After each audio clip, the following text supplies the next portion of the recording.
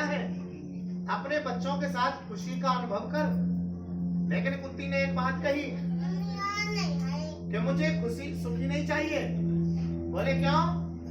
क्योंकि सुख के माथे सिल परे हो और हर हृदय ने समाए, और बलिहारी बा दुख को जो पल पल याद जमाए। अरे सुख से अच्छा तो दुख है, जो कम से कम तेरी याद तो रहती है। अच्छा एक बात और है, कष्टों में अपने अपनों की भी पहचान हो जाती है। सुख में तो हमारे पीछे अनेकों लोग हो जाते हैं, जब कष्ट आता है ना तो अपने भी हमें छोड़ के चले जाते हैं। याद रखना, तो हमारा वही है जो हमारा सुख और दुख में साथ निभाए। जो हमें दुख में छोड़ के चला जाए वो हमारा नहीं है। आज कुंती ने बार बार कहा तो भगवान ने कहा, बुआ काहे को परेशान होती है, जीवन भर कष्ट भोगे, अब सुख का अनुभव कर। लेकिन आज कुंती ने कहा तुम जा रहे हो चले जाओ, मैं तुम्हें रोकूंगी नहीं, लेकिन जाते जाते एक वरदान दे जाओ। बोले क्या? के विपतः संतु नरास्त्र तत्र तत्र जगत गुरु। अगर जा रहे हो जाओ, लेकिन जाते जाते मुझे विपत्ति दे जाओ, क्योंकि विपत्ति में तेरी याद तो रहेगी। और कुंती का सा वरदान आज तक नहीं मांगा किसी ने। इतने कष्ट सहे जीवन भर कुंती ने, लेकिन फिर भी भगवान से कष्ट ही मांग रही है, विपत्ति मांग रही है। अच्छा अगर हम लोग होते तो क्या मांगते भगवान से? और मांगते भी हैं, भगवान के सामने आरती करते हैं। आरती तो आरती जब गाते हैं, जब आरती गाते हैं तो आरती में एक ही बात कहता है, सुख संपत्ति घर आवे कष्ट मिटे। मतलब सुख भी मिल जाए, संपत्ति भी मिल जाए और कष्ट भी मिट जाए। लेकिन सबसे ज्यादा कष्ट मिल रहे हैं, तन में सबसे ज्यादा ही कष्ट हो रहे हैं आजकल, है कि नहीं बताओ? हाँ। कोई डायबिटीज से परेशान है, कोई कहते परेशान है, हर चीज प्रणाली पागल हो रहा है दवाई के चक्कर में, हर कष्ट में जी रहा है। याद करना। लेकिन कुंती कहती है नहीं प्रभु मुझे तो कष्ट ही चाहिए। और भगवान कुंती को मिलकर के और द्रौपदी के पास आए, उत्तरा के पास आए, सबसे बाद में भीष्म पिता के पास गए जिनको इच्छा मृत्यु का वरदान था। और भगवान का दर्शन करते करते भीष्म पिता ने अपने प्राणों का अंत कर दिया। बोलो कृष्ण भगवान की। क्योंकि भीष्म पिता संसार को बताना चाह रहे हैं कि जब हमारी मृत्यु निकट हो तो केवल संसार को याद मत करो, केवल कृष्ण को याद करो। क्योंकि मरती वार राम मुखावा, अगर मरते समय हमें राम की याद आ जाए तो हमारा जीवन धन्य हो जाए, 84 के चक्कर से छूट जाए। क्योंकि आकर लक्ष्य 84 लाख योनियों में एक उत्तम शरीर केवल मनुष्य का है। फिर भी हम इस मनुष्य तन को वैसे ही गवा दें तो हमारे जीवन का धिक्कार है। आज बताया जाता है कि जब भगवान चले गए तो पांडवों ने सोचा कि जब भगवान चले गए तो हमारा जीने का क्या अभिप्राय। तब पांडवों ने अपने वंशज परीक्षित को राजा बनाया और स्वर्गारोहण के लिए चले गए। चारों पांडवों का पतन हुआ द्रौपदी के साथ, केवल एक धर्मराज युधिष्ठिर ही जिनका एक अंगूठा गला वही स्वर्ग चले गए सदेह। प्रेम से बोलो कृष्ण भगवान की जय। अब तो परीक्षित राजा बन गए। अच्छा एक बात और बताएं, परीक्षित के जैसा राजा आज तक नहीं हुआ। अच्छा परीक्षित कैसे राजा है? वो राजा ऐसे है कि वो अपनी प्रजा की देखभाल करते हैं, भेष बदल बदल के देखते हैं, कोई दुखी तो नहीं है, कोई कष्ट में तो नहीं है, हर किसी के पास जाके पूछते हैं। याद करना, आजकल क्या होता है कि राजा बनने से पहले तो लोग बड़े बड़े वायदा करते हैं और जैसे ही राजा बन गए फिर शकल भी नहीं दिखाते, मोहल्ले में पब्लिक के सामने नहीं आते। याद करोगे, राजा परीक्षित के जैसा राजा नहीं हुआ। एक दिन राजा परीक्षित भेष बदल करके जा रहे थे तो सरस्वती नदी के किनारे पहुंचे तो क्या देखा, एक काला पुरुष और गाय बैल को बड़े जोर से पीट रहा है। परीक्षित को बड़ा कष्ट हुआ, अरे मेरे राज्य में गाय बैल को दंड दिया जा रहा है। आज परीक्षित को क्रोध आ गया कि आखिर ये काला पुरुष है कौन।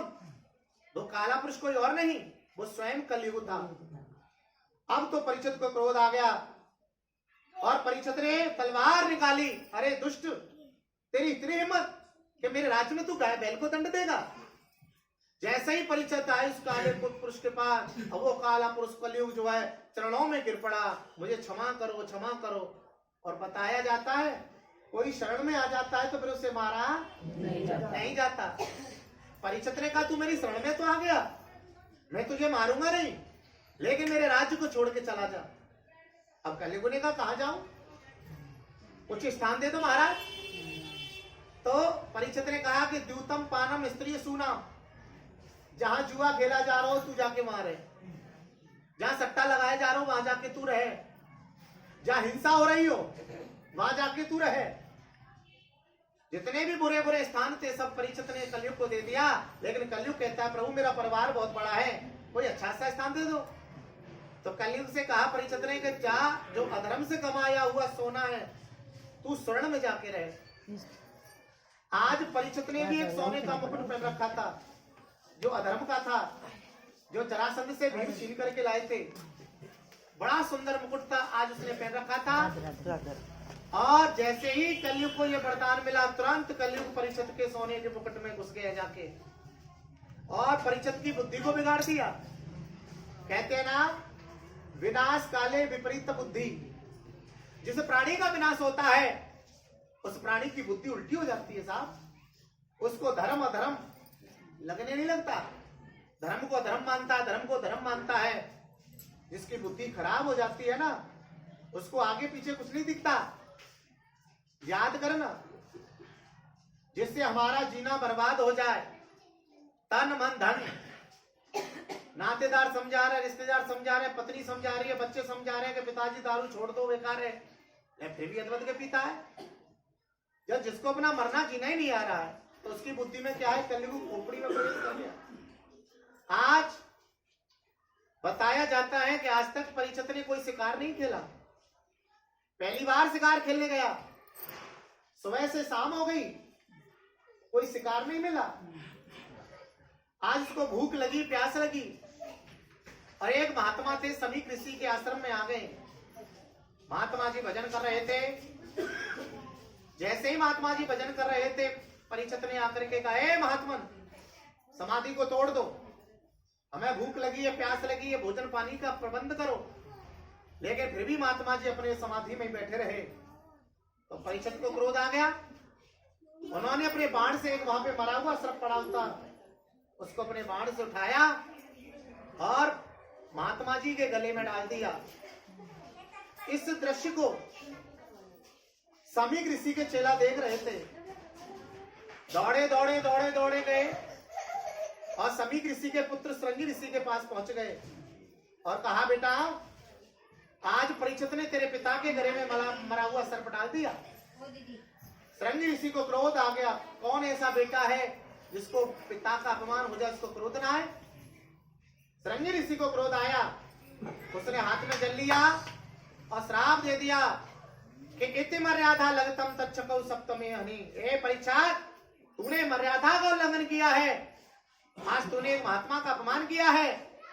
हम तुझे श्राप देते हैं कि तूने तो हमारे पिता के गले में मरा हुआ सर्प डाला है, लेकिन जा, आज से 7वें दिन तुझे तक्षक नाग डसेगा, तक्षक नाग डसेगा, तक्षक नाग डसेगा। और यहाँ भागवत में बाबा तुलसी भी कहते हैं के संत वचन पत्थर के लिखा और मोर वचन पड़ जावे फीका। भगवान कहते हैं चाहे मेरा वचन झूठा चला जाए, लेकिन मेरे संतों का, भक्तों का वचन कभी झूठा जाने नहीं देता मैं। याद करना, यही शास्त्र का सबसे बड़ा सिद्धांत होता है। आज परीक्षित अपने घर आ गए, सोने का मुकुट उतारा तो कलयुग हट गया। आज उनको बात और पश्चाताप करने लगे, अरे आज मैंने एक महात्मा का अपमान किया, रोने लगे। यहाँ भागवत कहती है कि क्रोध में प्राणी पहले तो कोई काम बिगाड़ देता है, लेकिन बाद में फिर पछताता है कि मुझे ऐसा नहीं करना था भाई, मैंने ये क्या कर दिया, मुझसे गलतियां हो गई, मुझसे अपराध हो गया। बाद में पछताता है वो, क्रोध में तो गलती कर देता है। क्रोध में काम बिगाड़ देता है।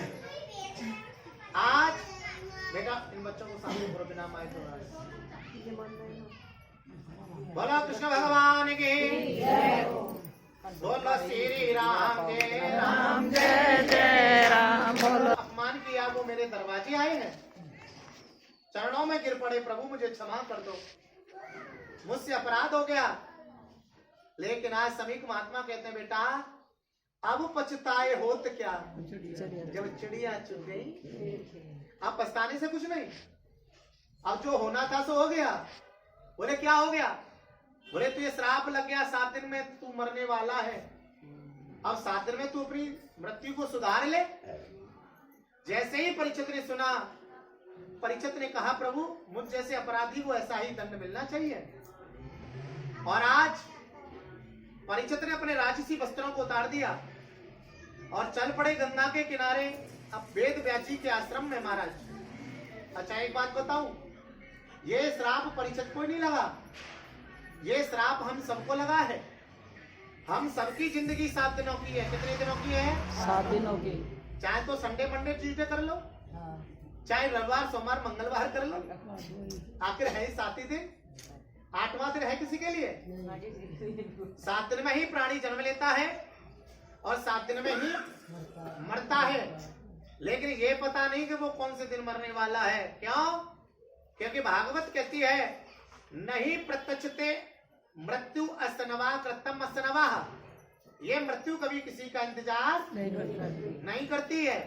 अभी चलते चलते रास्ते में मर जाए, अटैक आ जाए, 5 मिनट में अटैक से मर जाए, लेकिन शरीर का कोई भरोसा नहीं है, इस जीवन का कोई भरोसा नहीं।